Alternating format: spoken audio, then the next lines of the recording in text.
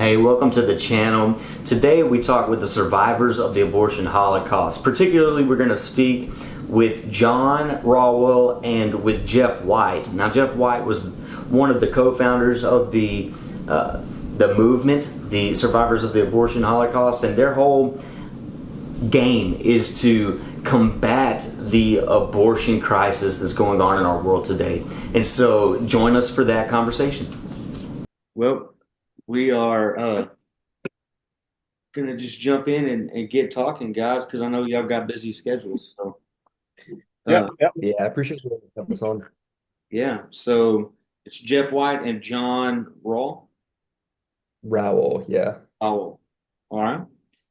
Well, why don't you just start by telling me a little bit about yourselves? Tell me about survivors of the abortion Holocaust, how it came to be. Just let me know how it all got started. Yeah. Well, Um, Jeff's the founder, so probably yeah. take this one. So about 27 years ago now, as time flies, I founded Survivors of the Abortion Holocaust. I had 11 children. I was one of the national leaders with Operation Rescue. We used to do sit-ins at abortion clinics. Over 70,000 people arrested. It was the largest civil rights movement or number of arrests in the history of the United States. During that time, I realized I wanted something where I could introduce my children uh, to standing for their faith, standing for truth in the public square. I like the things that happened to me, other than getting spit on and arrested and all those things. Other than that, loved everything out there on the street, the confrontation, loved changing minds, changing hearts. So we started Survivors of the Abortion Holocaust. At that time, anybody born after 1973 was 25 years or younger. Uh, and so that was it. The main purpose was to just introduce young people into the pro-life movement, not only the pro-life movement, but to take an activist stand, because we believe very much in the power of activism, not to accomplish anything in and of itself. Like, we pass no legislation, but we do activism because activism exposes the evil of our day. And so we're kind of the prophetic movement, if you will, of the Church of Jesus Christ. And John, we've done 27 summer camps, actually altogether, probably close to 50 camps in total. And John was at our camp this year in Washington, D.C. And that brings us up to speed there. Awesome, Mhm. awesome. And so your primary objective is to be activists that are out on the front line spreading information about what's actually going on. Then, That's correct. Um, as I explained during camp, activists are like the linemen in a football team. Okay, they don't ever get much glory, but they're the ones that punch the holes. In our case, punch the holes in public opinion, so the star senator or congressman or president can run through the middle and make the touchdown and catch the glory. Our job is not glory. Our job is to punch that hole and just go after those things that oppose life. hmm And so that's what we do. awesome, awesome. So, John, you came in DC this year, I guess. So, I did. tell me a little bit about that. How did that all come to be? Why were you even there? And what did you learn at that event that got you so motivated to dedicate what seems like your whole life to pursuing this cause now? Yeah, so I'd only recently become sort of a born again Christian, and God had just called me out of college into ministry full time. But everywhere I looked for like a ministry opportunity, especially overseas, was sort of like a dead end. For a long time, I just couldn't find anything. And a family friend actually invited me to the summer camp because, I'd summers off since I wasn't at school anymore. And I kind of joked about it with my parents, actually. They said that I'd been looking for something to do with my life, and maybe this was it. And I was like, yeah, activism, sure, whatever. But, I got nothing else to do during the summer, so I'll check it out. And while I was there, God just broke my heart for this cause.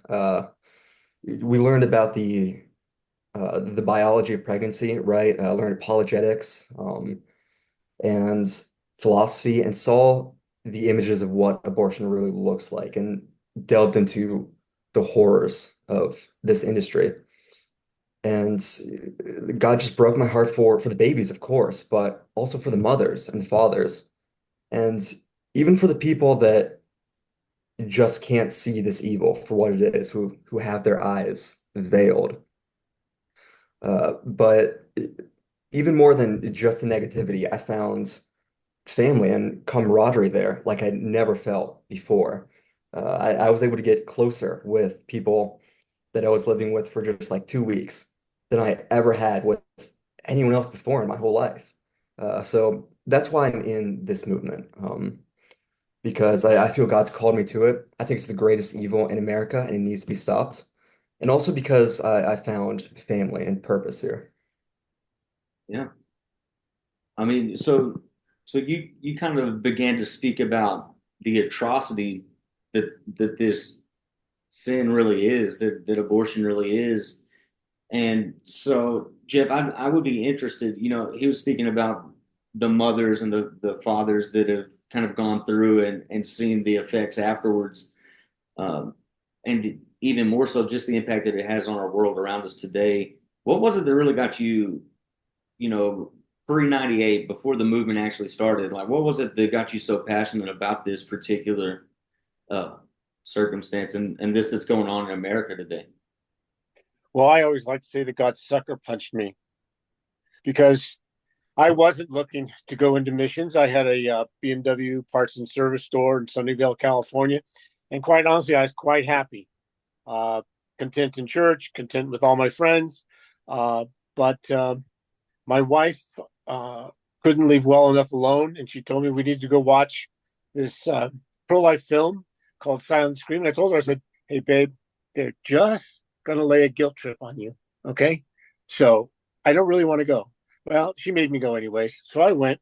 I get done watching the Silent Scream, which is a an old film that showed a baby being uh, aborted in the midst of the film, the ultrasound image. The baby turns in what appears to be a scream. And that's where they get the name of the movie, Silent Scream.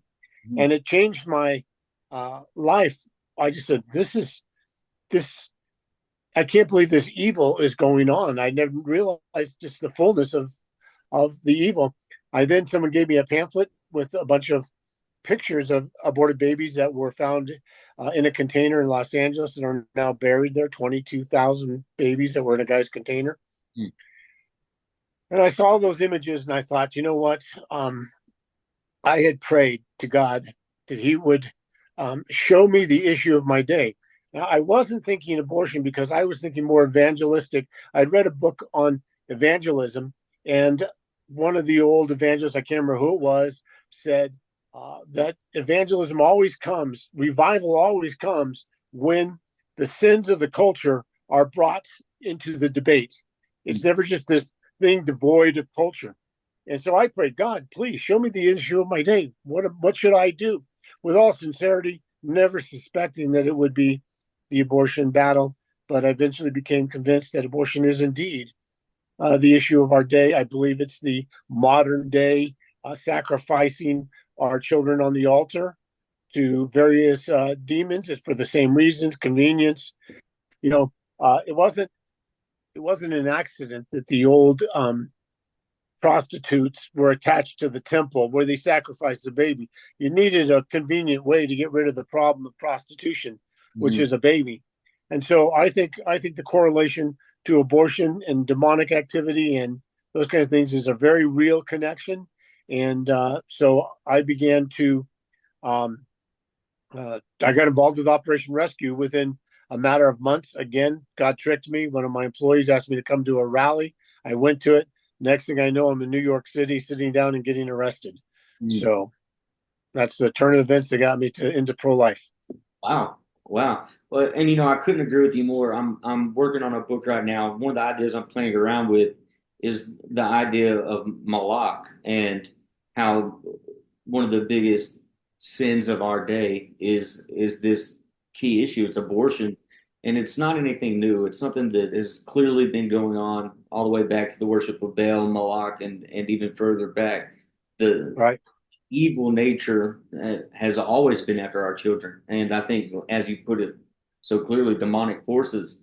And so you put yourselves on the front lines of this spiritual warfare. You know, Scripture tells us we don't fight principalities, right? But or we don't fight flesh and blood, but against these principalities, against these spiritual forces, and against the darkness of our age. And it seems like Right. y'all definitely doing that. And what I love about your website is you make it so clear that there's extensive training. John, you just have been undergoing a bunch of this training. Tell me a little bit about what the training and the seminars look like. Kind of what went on in DC and in places like that. You want to take this, Jeff, or should I? No, no, go ahead. You just went through it. So if you need a Yeah, little more, cool. I'll jump in if I have to. Cool, cool. Yeah, so the first thing we did at camp in DC for the first couple of days was mostly just classes, actually.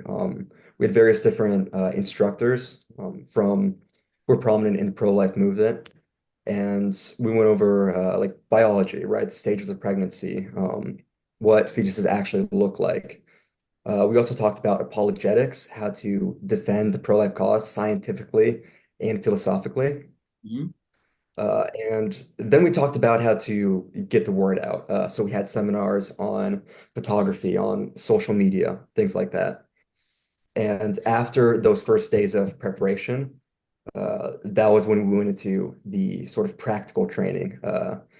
We did protests outside the Supreme Court. We did sidewalk counseling and various different sort of facets of activism to bring us into this movement. Yeah. Tell me a little bit about the sidewalk counseling. What did that look like? Yeah, so I love all of the activism stuff, right? You know, the protests and the lobbying and all that. That's cool. Sidewalk counseling is what I really struggle with, but I think it might be one of the most important things we do. And it's basically it's standing outside of an abortion clinic and putting ourselves between the women and the abortionists. So we offer resources to women that want to come in to have abortions. Uh, Sometimes we have conversations with them. Most of the time, they just try to ignore us. But yeah, we offer resources. We offer alternatives, and we try to offer truth and show that people care about these children and that the Lord cares about them. To tell mothers that they aren't alone and that they have value and that their children have value. And yeah, for me, it's the most difficult thing we do because we can directly see uh, who's going in to get an abortion and who's not. But I think it's very impactful for that reason because it's really the last line of defense that a lot of these children and a lot of these mothers have. Hmm.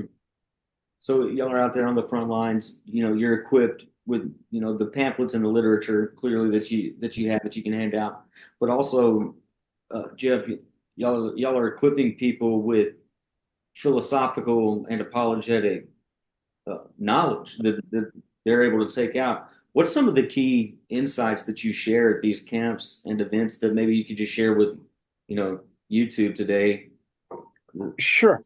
on the streets? I think one of the things that we teach is that uh, I'm a Christian, and so Christianity motivates my actions. But abortion is not. Um, we don't have to fight only from if you, what they would label a religious perspective. Mhm. Okay, science is on our side. Logic is on our side. The arguments for abortion are really nonsensical if you look at them from just an apologetics view. Mhm. You know, it's a woman's right to choose. Well, that's a vague statement. It's a woman's right to choose what? To kill the policeman on the corner? To slaughter her school teacher? Right. What is she free to choose? And so they ignore the obvious questions on these things. We know that scientifically, life begins at conception.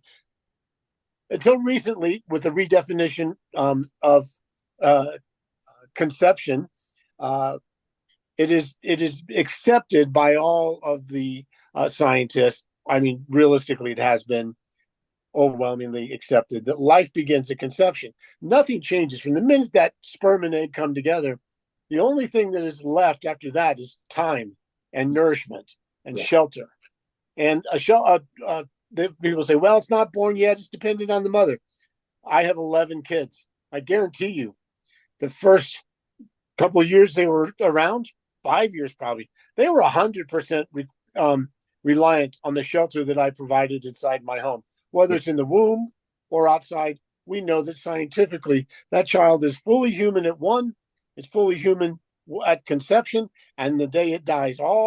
Everything in between is a continuum. There aren't these giant moments where all of a sudden, you're a dog fetus, and then you get zapped by some magic thing and you become a human fetus. That's not how it works. And that's almost what they're implying. Well, it's not human. It's not a baby yet.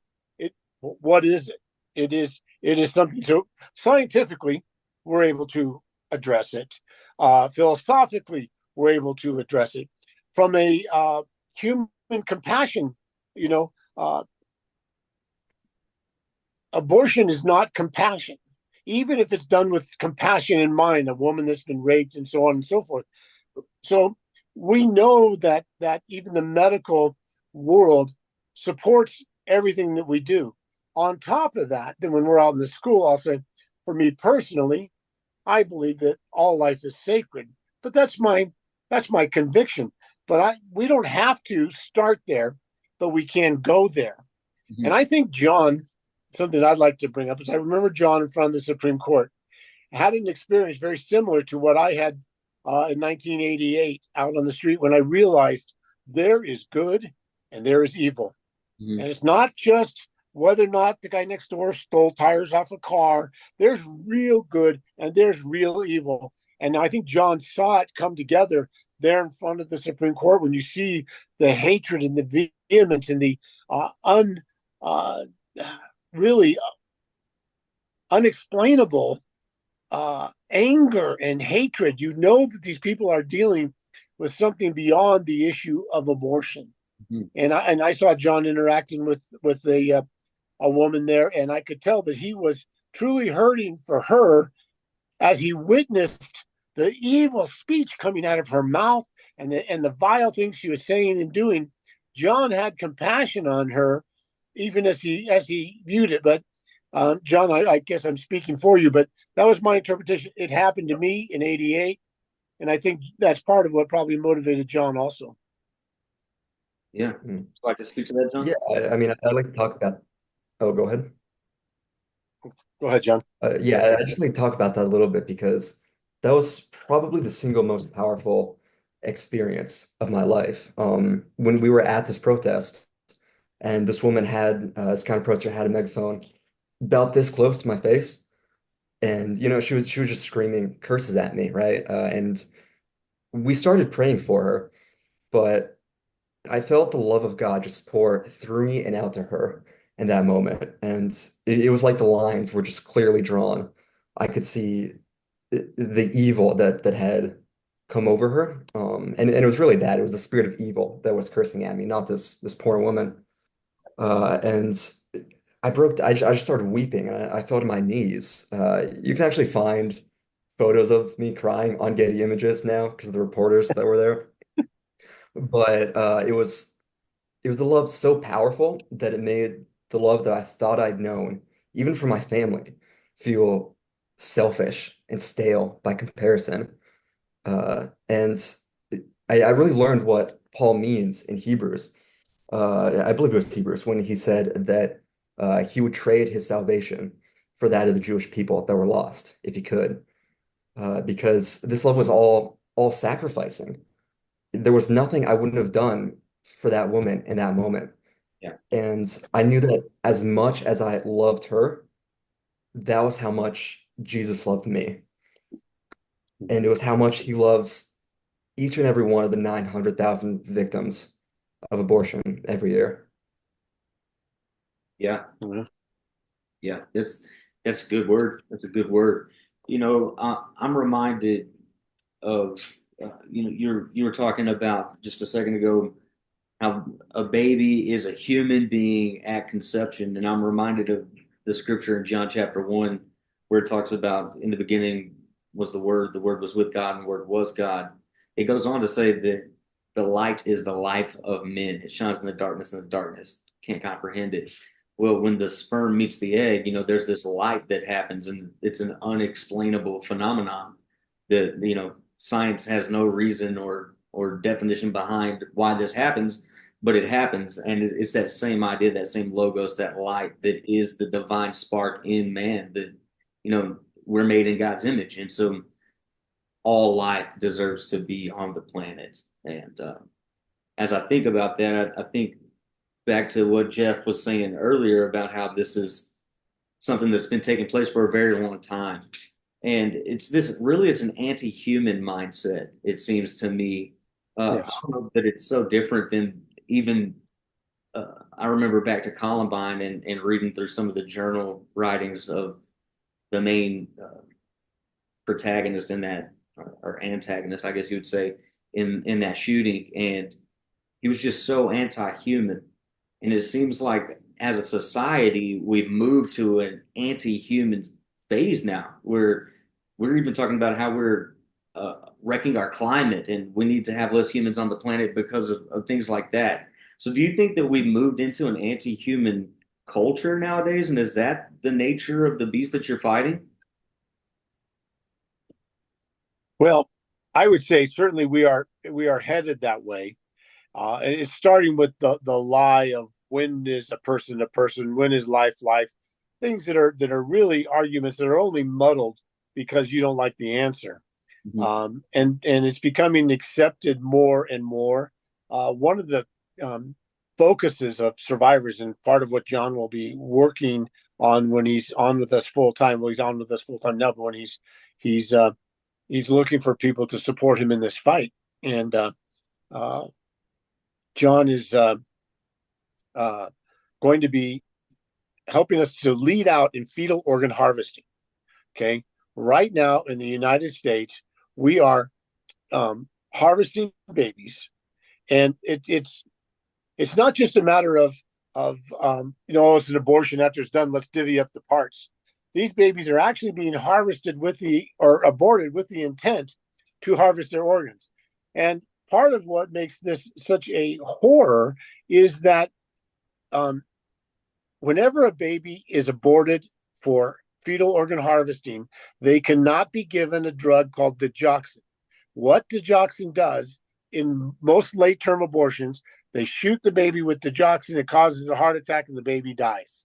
Okay. And then the baby's delivered dead or dismembered dead.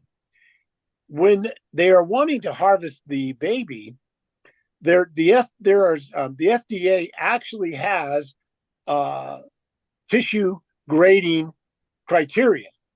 Okay. And if digoxin is used, it can't be used for fetal research, which means that these children at 18 to 23 weeks, babies that you could hold like this in your hands, are being aborted by one of two methods. Either the doctor's reaching in with forceps and literally just dismembering the child as he goes. It's called live dismemberment.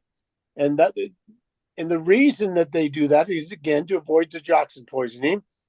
And then the parts are put into a solution. It's a matter of how long has this tissue been separated from life-giving blood. Okay. Well, the preferred method is to deliver the baby through induced abortion, again without induced labor, again without digoxin. So the baby's fully just like any other baby you see get born, comes out the birth canal, and then from there, one of two things happens. It's either put into a bag of solution to try and stop the decay so that it gets a better FDA food rating or tissue rating, or it is immediately, while it's alive, harvested, because that when that's done, that is the very best tissue you can get, because that literally that tissue was taken as it was alive. And there's even one machine called the Langendorf machine at like Stanford University, where they stop the baby's heart on a downbeat, so that when they get it to the university lab and put it on this Langendorf machine, you can look that up, it can restart the heart. And so here's a baby one beat away from being the heart being restarted as a scientific experiment. They're Frankensteinish um, uh, experiments, things like the scalps of babies being sewn onto the backs of rats, uh, uh, uh, reproductive organs sewn into the baby, skid mice, which is uh, immune compromised mice, uh, and again, it's just the idea that we're trying to save. They say, well, we're doing something good with this abortion. I'm sorry. I would rather die in the hands of God than be healed by the murder of an innocent child. Absolutely. It's unacceptable. It's a crime against humanity, and our government is funding it to the tune of millions of dollars a year through wonderful Dr. Fauci's NIH. It's criminal activity as far as I'm concerned. Absolutely. Absolutely. And it's, as you said, it's a crime against humanity. And it's something that I think most Christians want to take a stand against. Most Christians are aware that they should be against abortion, um, but maybe they're not familiar with how, in a typical day to day life, where they're not an activist that's out on the streets like John's going to be or like you are. What is it that folks like us can do on a daily basis that can help to make an impact? Well, I would say, first of all, is to be aware. Go to our website, read the Born Alive magazine, and understand what's going on. Be able to speak to it. Know the general abortion facts, because God will put people in your path as a Christian who need advice and comfort. Oh, I'm pregnant. The very first baby I ever saved was at my BMW store. I was about to hand the man his keys to his car. And as I go, what are you doing the rest of the day, Sid? And he goes, oh, I'm taking my wife to the abortion clinic. I literally grabbed the keys back before I handed it to him, refused to give him the keys, which today would probably get me arrested. I don't know. But, I pled with him. I said, Sid, what are you thinking? Bottom line is, um, we brought his wife from her work. We never would give him the keys to his car until after the abortion clinic was closed. Probably illegal as all get out. Who knows? But Sid ended up keeping his baby. Interestingly, the line that convinced Sid was, I said, Sid, you're the baby's father. God is going to hold you accountable for the death of your child and not protecting your child. That was a last ditch effort on my part, because I had already talked to him for like 2 hours. And He goes, really? And that was the argument that swayed him. I saw him later with his child, and he kept his child. And so I think for the average church member, it's to know the name and telephone number of your local pregnancy resource center. So if a woman needs help, she can get help. She needs counseling, she can get counseling. Know the basic facts about abortion. Heartbeat, feels pain. This isn't something where you're getting rid of a blob of tissue. Have places where you can send them. So just have at least a working man's knowledge of abortion facts and resources in your community. And there's crisis pregnancy centers in nearly every city, and so everybody at the very least should know those numbers. Yeah, I think. The one thing I'd like to add to this, actually, I think one thing that might inspire modern Christians too is knowledge that this can be stopped, and that lives can be saved. Right. Growing up before camp, I was under the impression that abortion was just so heavily cemented in American culture that it wasn't even worth fighting, that there was nothing that we could do about it. And I think if people learn more about, and Jeff might be able to elaborate more on this, but about the victories that we've had, that we have shut down abortion clinics, that sidewalk counselors have saved lives, that they would be encouraged to fight this battle with us.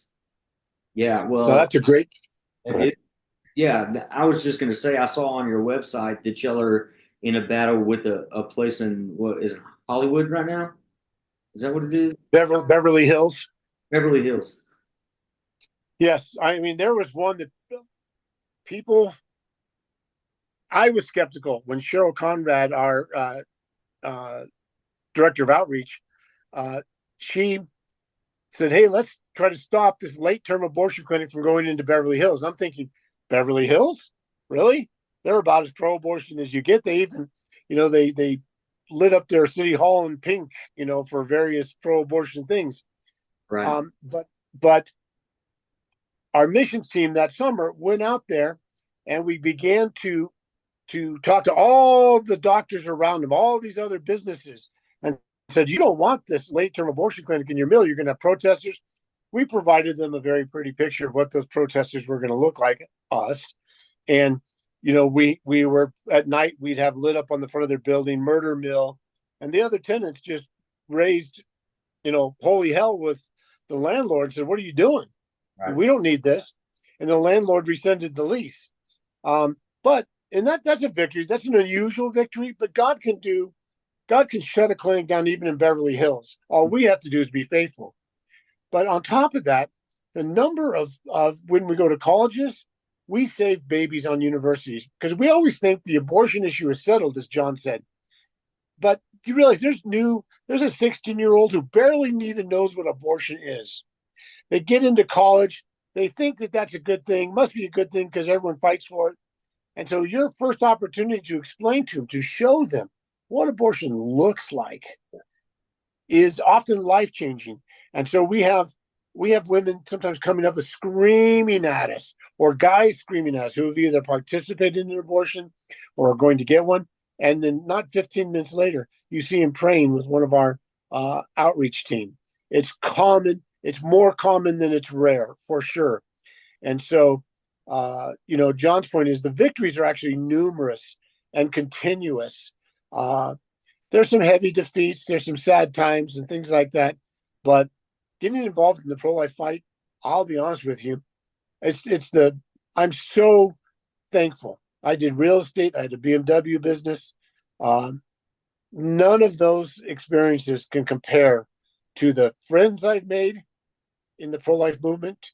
I go to church. I'm on the missions team, but the friends I've made in the pro-life movement are closer and tighter than any friends, because they're people willing to put their life on the line to save another, and it moves them into just another category of Christian.